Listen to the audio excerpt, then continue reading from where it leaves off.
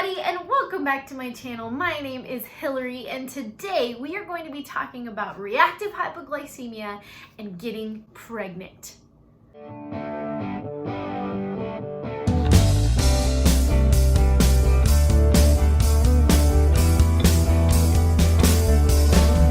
No, it won't do to take off driving my car. That wouldn't get me far enough. It won't do to take off on a train. Everyone's left that way. Well, Alright, so if you're here on this video, you probably have reactive hypoglycemia, or you know someone that has reactive hypoglycemia, and someday you're wondering, will I be able to have kids? What is it going to be like when I have kids? Am I going to be really sick? So this is going to be my experience. So big disclaimer here, you might not have the same experience, but this is what happened to me.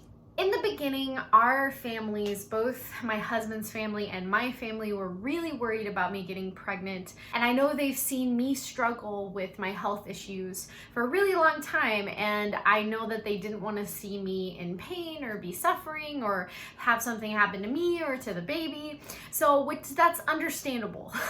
But Gabriel and I, we really wanted to have kids. And that's something that's always been in our plan that we wanted to do and we wanted to try. We talked to my endocrinologist about it, and he really wasn't able to give us very much information, just because a lot of people don't have reactive hypoglycemia. So he was like, well, the best thing to do would be to just really monitor yourself really closely while you're pregnant and watch your blood sugars, control it how you've been doing, and then it's almost like a wait and see, play it by ear kind of thing. He had mentioned that probably afterwards, when I'm breastfeeding, that I would have to be very, very careful with my blood sugars, just because when you're breastfeeding, that usually makes your insulin and all of that like go into like hyperdrive, and you're burning a lot of calories and you're losing a lot of calories. So he said I'd have to be very careful breastfeeding. So he already like told me like, hey, I would really consider not doing it, but you can try it. You just have to be very careful. So when we found out that we were pregnant and that we were having a baby, it was like exciting, but at the same time, I think both of us were a little bit nervous of like, oh my gosh, what's it gonna be like now that I'm pregnant? So let's talk about how I found out that I was pregnant. So we were gonna have a movie night, Gabriel and I, and we had a bunch of snacks, and I was really craving pizza, which I know like that's not the best with reactive hypoglycemia, but you gotta live a little. I had gotten this pizza, and the second I took a bite of it, I was like super nauseous, and I was like, what the heck? I was like really craving this, and then all of a sudden I'm nauseous, and I was like, something is off. So I got a test and I took it, and sure enough, I was pregnant. I'm gonna take a quick break with this story, and if you could like, comment, subscribe, that would be awesome. It helps out with the YouTube algorithm. And anyways, back to the story. So then we had to tell all of our friends and family that we were pregnant, which was very nerve-wracking because we didn't know what their reactions would be, because they had kind of wanted us to wait a really long time and like try to research and find out more information.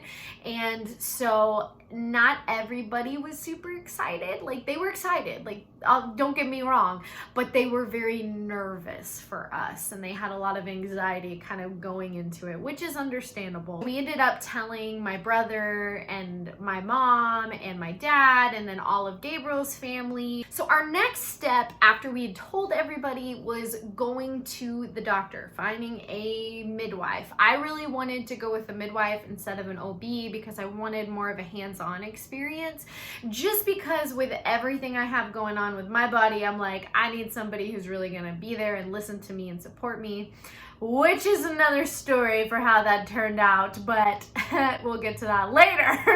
All of that aside, we went to our midwife, and I told her kind of what was going on and how I had reactive hypoglycemia, and I said, do you think that this would make me high risk, having reactive hypoglycemia and all of those issues with being pregnant? And she was like, no, I don't think so. And then we also went to a high risk specialist, like an OB, just to get a second opinion, and he said no, that I wouldn't be high risk either. So that was great news. We were excited. We were like, okay, that's awesome. So then as my pregnancy progressed, I started getting very nauseous, you know, the normal stuff. And I had to eat on a consistent schedule, because I would find that if I didn't eat right away in the morning after I woke up, I would be very, very nauseous throughout the rest of the day, which is usually the normal symptoms that you have when you're pregnant. Now with my blood sugars, I was still using my Libre at the time, and I was keeping a very close eye on my blood sugars and what I was eating, and I was trying to be very, very careful, trying not to have any lows because I didn't want them to affect the baby.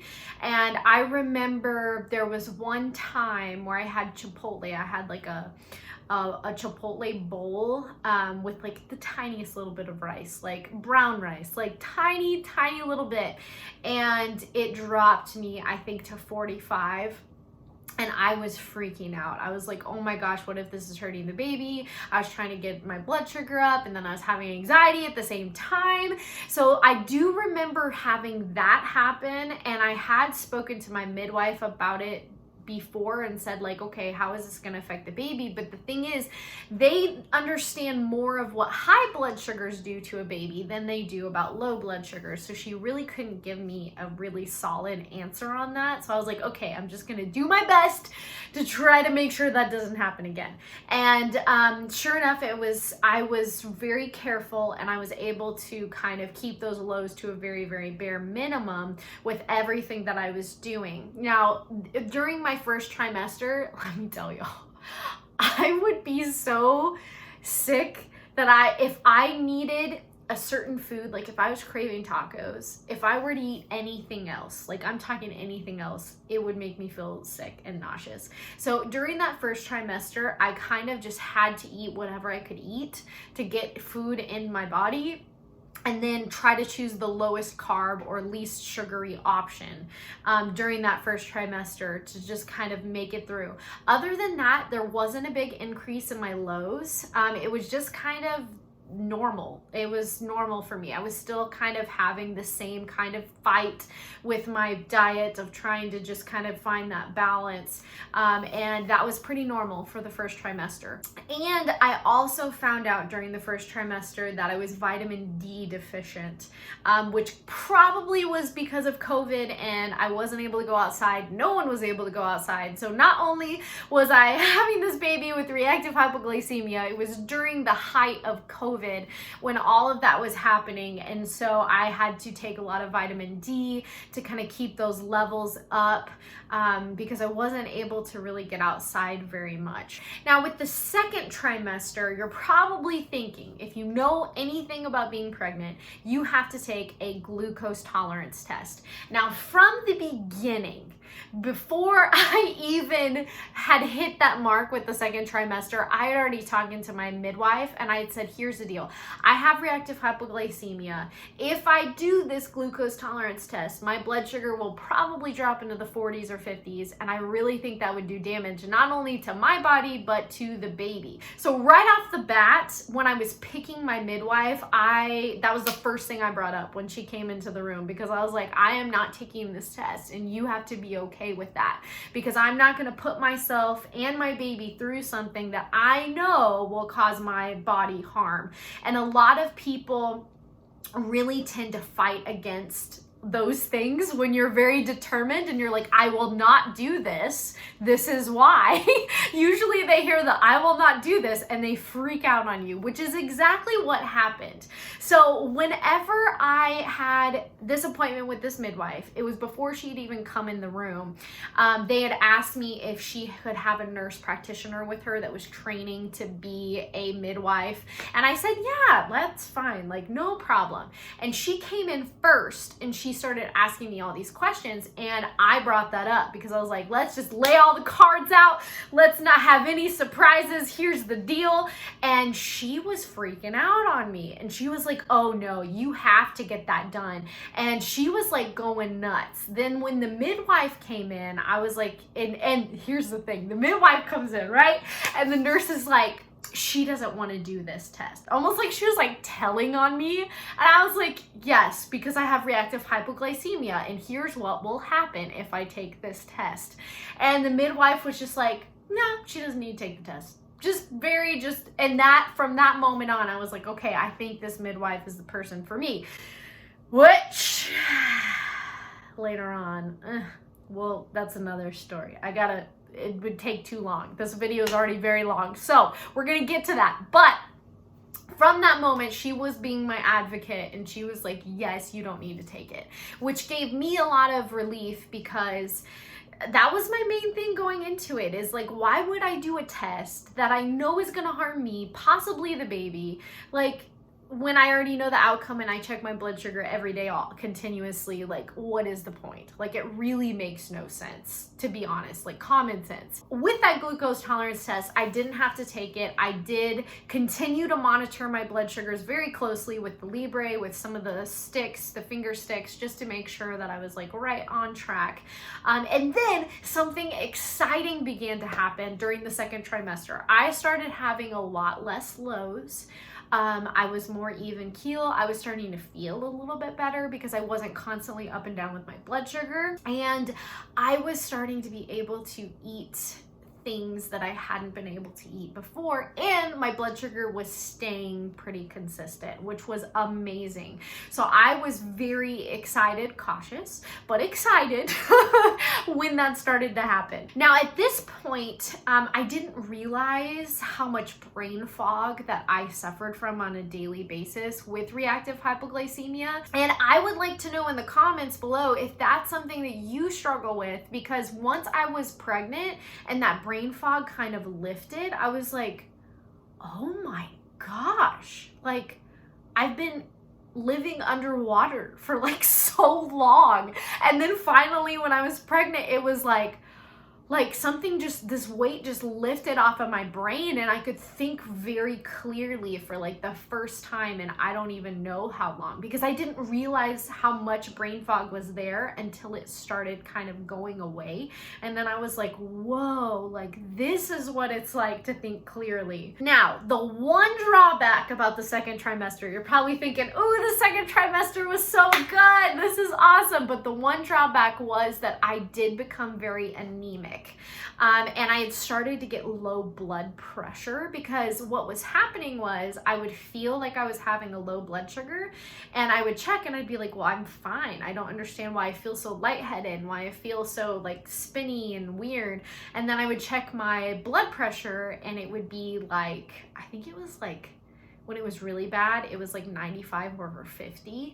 And so I kept calling in and I was like, something's not right. I don't feel good. Like, why is this happening? And that should have been my first clue about this office with the midwives, because I said, hey, like, here's the deal. This is happening. I'm feeling sick. And the nurse on the phone was very compassionate, very sweet. Different nurse, not the one that was like, you have to take the test. But she was very sweet, very understanding, and got me in right away. And then she was the first person that talked to me when I came in, and she was like, oh, let's get you some iron. You need to start this right away. Like, how did you drive yourself here? Like, you've been having such low blood pressure. Like, and then the midwife came in and she was just like, oh, why are you here? And I was just like, okay. So that was a thing. After I got on the iron supplements, and I actually ended up doing a liquid that was paired with, what was it paired with? It was paired with some kind of juice, like grape juice or something. I don't remember. It was something. But I got it online, and it was like a liquid that way absorbs into your body a little bit faster. And it was disgusting.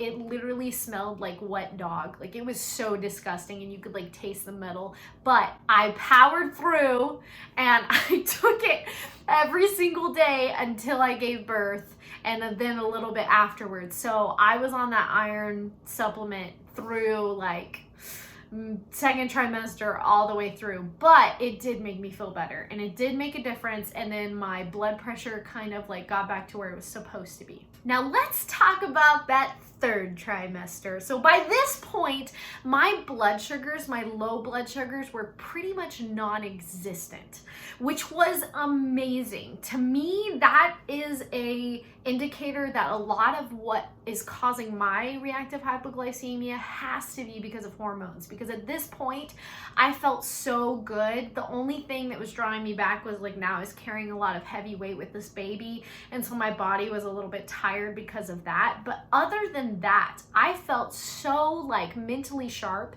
My blood sugars were just great. I could eat what I wanted. Like I could have a little bit of a smoothie and I would be okay. I wouldn't be like dropping at all. I would be fine.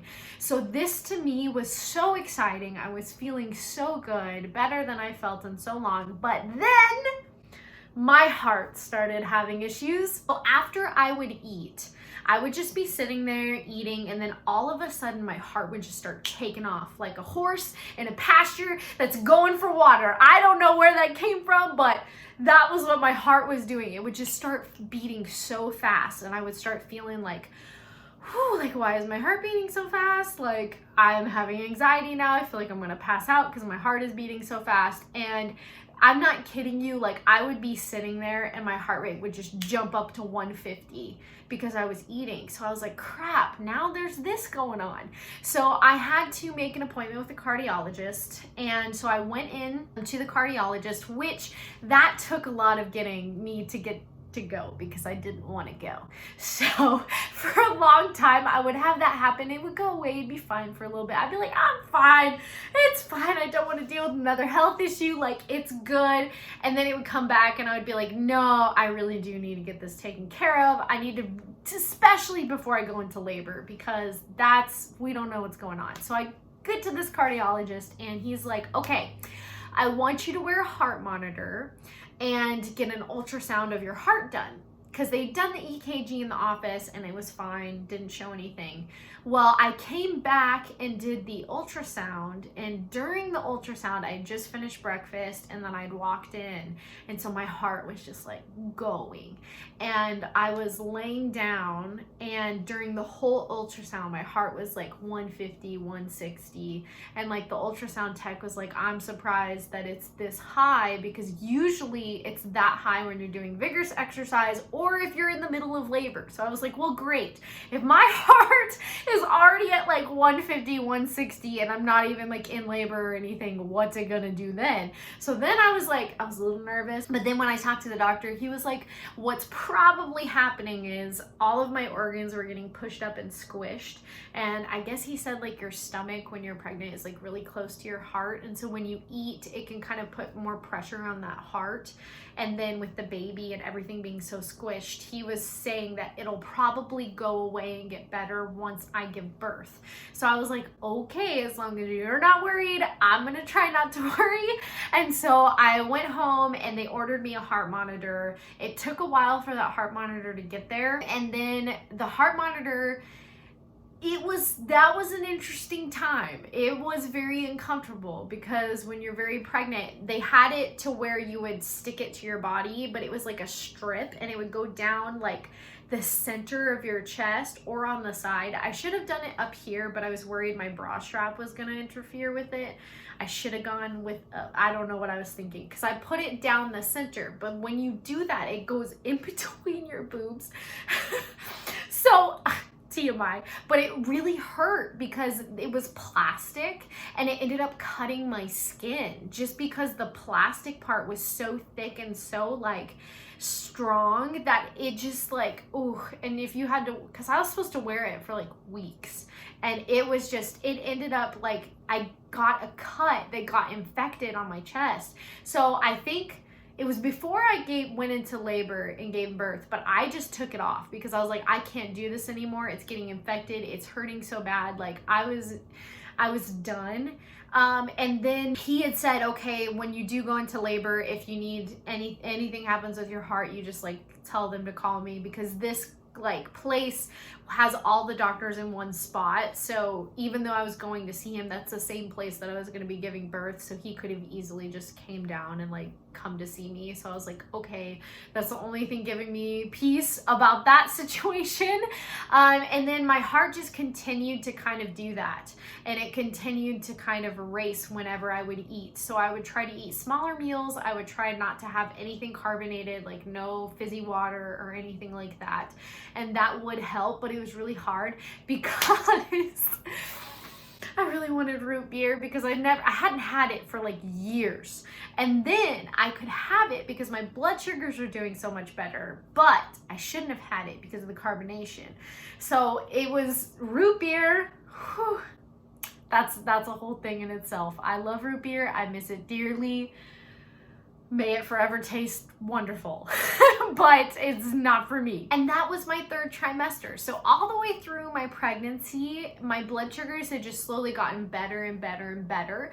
Right at the very end, I did start to get some higher blood sugars if I would eat a little bit too much, almost like my blood sugars had like flipped and they had, instead of going low, it started to go high. But it wasn't like insanely high or anything to worry about. It was just within the normal range, and then it would come back down and just level out, and I wouldn't just take me down. So far with my pregnancy, it was the best thing for me. It helped me feel better, and all of those blood sugars kind of leveling out. And I think because they stayed level for so long, that helped the brain fog go away. But keep in mind, this is just my experience. You may not have the same experience. I mean, I hope that you have the same experience and it's wonderful and beautiful and amazing and that you feel great. But always be cautious. Always talk to your doctors, even though they may not know all the details or everything that's happening. Definitely listen to their words of caution and just kind of think, okay, this is what I need to be cautious about, or maybe I need to be cautious about this. Just to kind of keep those things in your mind. But that is my story about being pregnant with reactive hypoglycemia.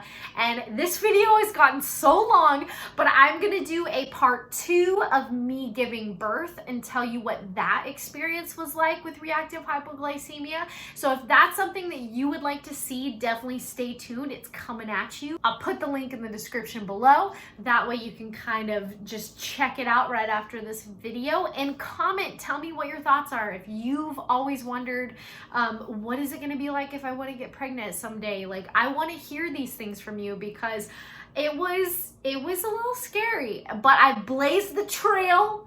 This is what happened to me, and just let me know your thoughts. Thank you so much for watching and for hanging out with me and for coming on this journey with me, and let me know what your thoughts are in the comments below, and I will see you in the next video. Bye!